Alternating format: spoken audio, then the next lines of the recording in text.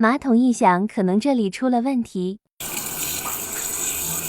马桶发出这种声音是什么原因造成的？我们今天一块来研究一下。我们先打开水箱看一下，看一下这个排水阀和进水阀，水箱位已经满过这个口了。水位平常是要低于这个口的，要不然会漫下来漏到马桶这水坑里面。这说明进水阀一直在进水。我们现在来拆开检查一下是什么原因。把浮筒拆掉，我先用手试一下，压到这个小排气孔，排气孔看水能不能正常的止住。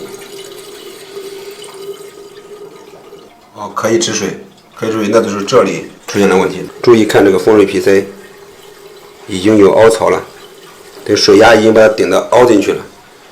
我们解决的办法就是把这个小的皮塞用针把它挑出来，挑出来之后调个方向，调个方向再重新装进去之后，我们试一下看有没有这种声音。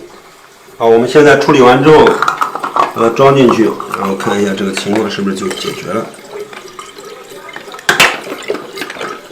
可能会活动几下，别让这个浮筒卡到这个螺杆，排一下水，看水能不能止住。